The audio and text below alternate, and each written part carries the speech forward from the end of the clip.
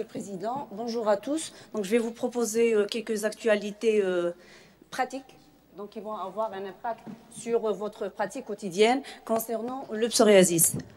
Donc, je vais vous proposer un cas clinique, faire des rappels tout en vous rapportant les nouveautés. Donc, c'est un patient âgé de 48 ans, il est fonctionnaire dans une entreprise, il est marié, père de 3 enfants en bonne santé, il n'a pas d'antécédents familiaux de psoriasis, et puis il a un psoriasis depuis 1 an. De quel type de psoriasis s'agit-il? Il a 48 ans, il a son psoriasis depuis 1 an, c'est-à-dire il avait à l'âge de 47 ans.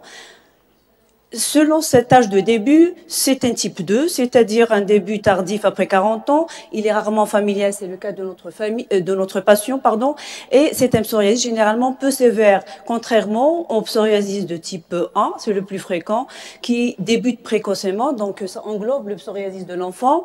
Il est souvent familial et fréquemment sévère. Alors, notre patient a débuté à son psoriasis au niveau de la face dorsale des mains, avec une extension sur les coudes et les genoux. Ce sont des lésions qui ne sont pas prurigineuses. Donc, pour rappel, le psoriasis vulgaire ou en plaques, ce sont ces plaques érythémateuses squameuses, avec une topographie sélective au niveau des coudes et des genoux, le cuir chevelu. Alors, on a des formes localisées et on a des formes étendues sévères. Alors, notre patient, il a une HTA depuis 2 ans traitée par du Sectral et un diurétique. Il a une hypercholestérolémie sous statine. Il est fumeur. Il n'y a pas de consommation d'alcool et il a un IMC dépassant les 30. Y a-t-il un risque cardiovasculaire élevé chez ce patient? Bien sûr, il a une HTA, une hypercholestérolémie, il est tabagique, il a une obésité, et il a une obésité que je rappelle que l'obésité, c'est un IMC dépassant les 30. Donc, y a-t-il un risque cardiovasculaire plus élevé chez le patient psoriasique par rapport à la population générale? Oui, le psoriasis serait associé à des comorbidités. Plus des 2/3 des psoriasiques ont au moins une comorbidité. Il y a un risque de syndrome métabolique en cas de psoriasis. Et le sujet jeune psoriasique sévère présente un risque d'infarctus du myocarde. Ceci a été rapporté donc dans les papiers américains et européens, mais ça concerne aussi notre population, puisque cette étude a été étude 4 témoins, donc réalisée par notre équipe. Il y a aussi une autre étude qui a été réalisée par l'équipe de Tlemcen, donc qui a rapporté les mêmes résultats. Le psoriasique a un risque de syndrome métabolique. Donc, en consultation, nous avons de plus en plus ces patients donc présentant cette obésité abdominale et ce syndrome métabolique. Et puis, la liste ne cesse de s'allonger puisqu'on a de plus en plus de comorbidités donc, qui viennent s'associer au psoriasis, l'ostéoporose, les maladies pulmonaires obstructives chroniques et l'anévrisme de l'aorte abdominale. Et donc, psoriasis, maladie bénigne, donc c'était une maladie plus posant problème esthétique. Et là, ce n'est plus une maladie bénigne, c'est plus une maladie systémique, ce serait une innovation du XXIe siècle. Alors, y a-t-il cette association concernant l'enfant, le patient enfant qui présente un psoriasis? Oui, mais c'est un peu plus controversé par rapport à l'adulte. Mais l'enfant psoriasis serait à risque de présenter toutes ces comorbidités, ces éléments, donc ces critères de syndrome métabolique, ces composants. Alors, quelles sont les conséquences de cette association psoriasis et comorbidité sur votre pratique quotidienne? Bien sûr, c'est le dépistage.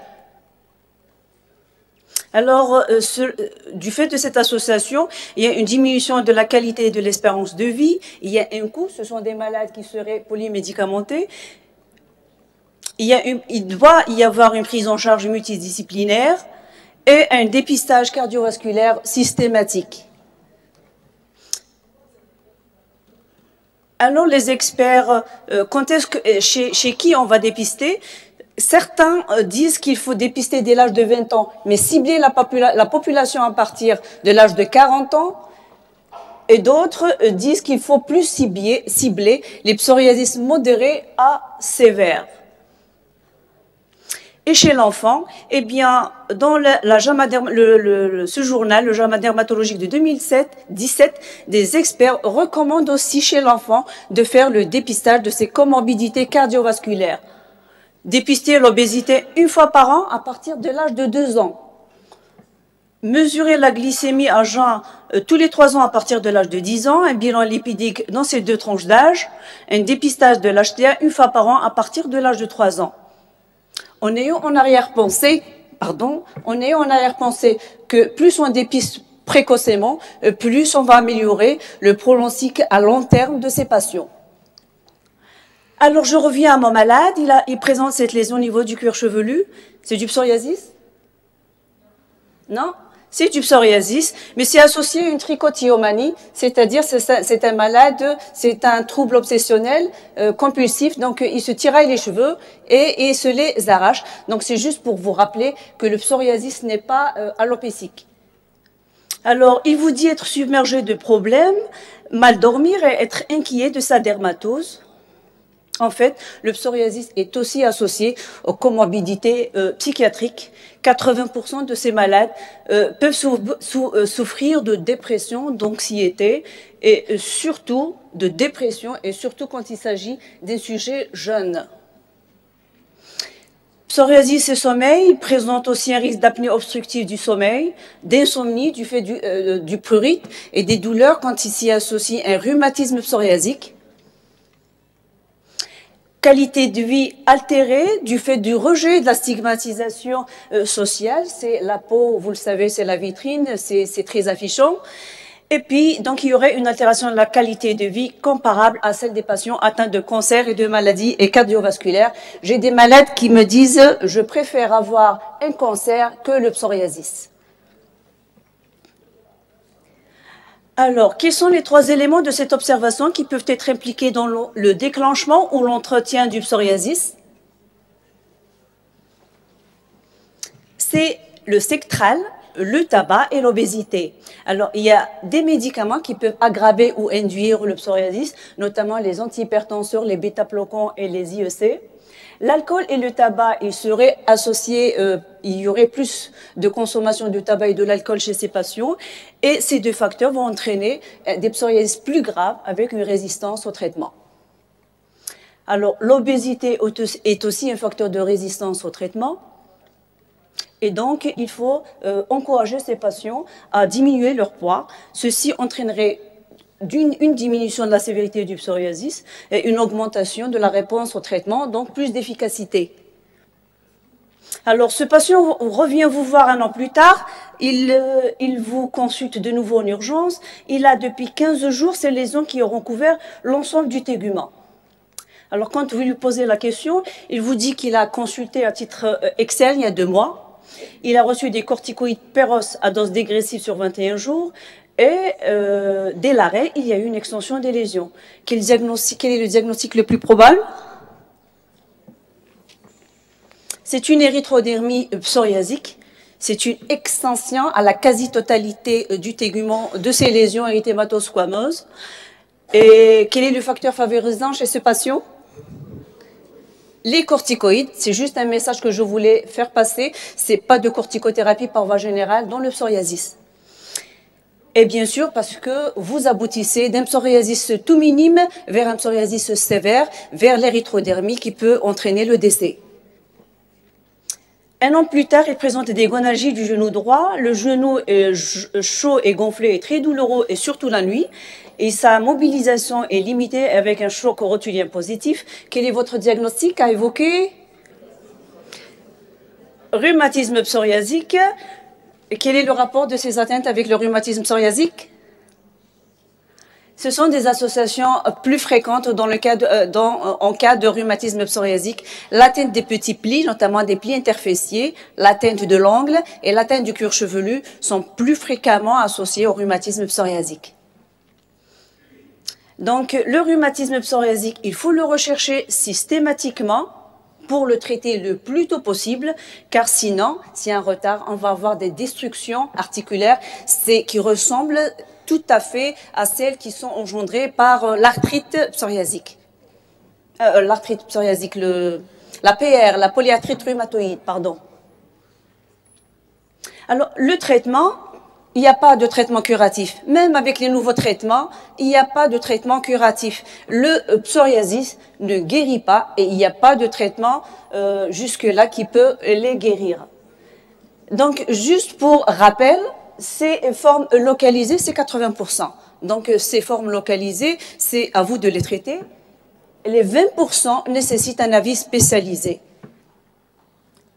Mais pas toujours. On peut avoir du psoriasis sur les mains chez quelqu'un qui travaille et qui a le contact avec les gens. Donc, c'est très invalidant. Donc, il faut passé au traitement général. On peut aussi avoir des atteintes invalidantes, une atteinte palmoplantaire qui peut gêner la marche, une atteinte donc qui est affichante, notamment une atteinte du cuir chevelu ou du visage. Le psoriasis localisé, c'est des traitements locaux, les dermocorticoïdes, les analogues de la vitamine D. Donc là, je vous ai donné une marque, mais je n'ai aucun conflit d'intérêt avec le labo. Les associations, c'est les dermocorticoïdes et les avec calcipotriol, le Dayvobet.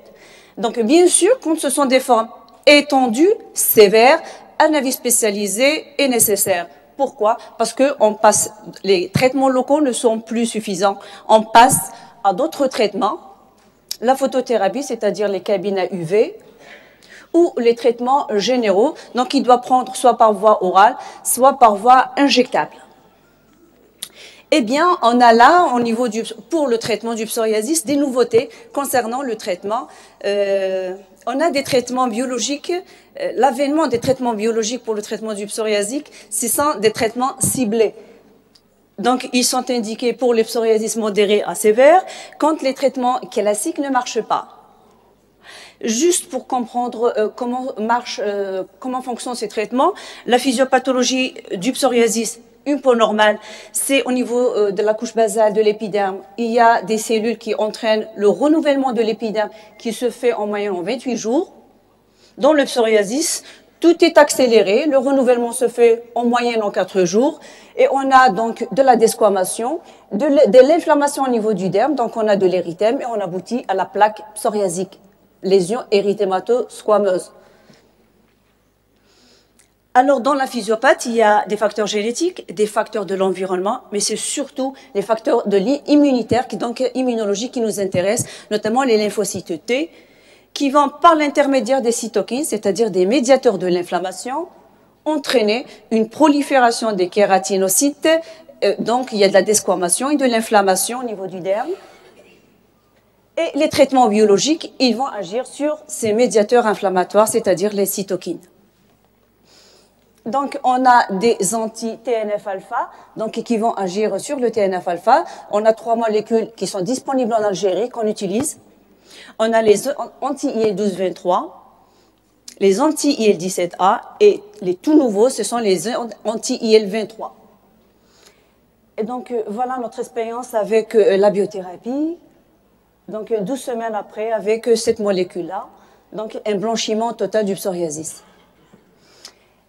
C'est bien beau, une meilleure efficacité que les traitements classiques, mais attention, calculer le rapport bénéfice-risque. Y a-t-il des effets secondaires? Bien sûr que oui. Il y a un risque infectieux avec ces traitements biologiques. Dans notre expérience, nous avons quand même enregistré une gangrène de Fournier chez une patiente qui était mise sous la première injection de ce traitement. Y a-t-il un risque cardiovasculaire en utilisant ces traitements-là? Il a été rapporté avec une molécule, mais qui a été, par une autre étude plus récente, donc infirmé qu'il y aurait un plus grand risque cardiovasculaire en utilisant ces traitements. Réactivation tuberculeuse, risque infectieux, puisque le TNF-alpha donc intervient dans la constitution du granulome tuberculeux, il y aurait un risque de réactivation donc de tuberculose, et on a eu des cas de réactivation tuberculeuse quand on a mis ces traitements. Donc vous voyez l'aventure et l'avènement des nouveaux traitements, mais sans toujours qu'il y ait un traitement curatif. Eh bien, il y a peut-être de l'espoir, un traitement préventif par la génétique, l'avènement des anticorps multispécifiques, c'est-à-dire qu'ils vont agir sur plusieurs cytokines, un traitement curatif, c'est ce qu'on souhaite. Et les modifications du microbiome de la peau psoriasique, vous savez que c'est à la mode, ce microbiome cutané intestinal, et qui interviendrait dans le psoriasis. Il serait peut-être intéressant de l'utiliser pour traiter le psoriasis. Alors en conclusion, le psoriasis, ce n'est plus une maladie bénigne, cutanée, c'est une maladie générale. Ça a des conséquences très lourdes sur la vie des patients, que ce soit physique ou psychologique, un retentissement important sur la qualité de vie, des nouveaux traitements, oui, mais l'innocuité à long terme, on ne connaît pas, puis c'est des nouveaux traitements, donc on n'a pas l'évolution à long terme. Je vous remercie. Merci.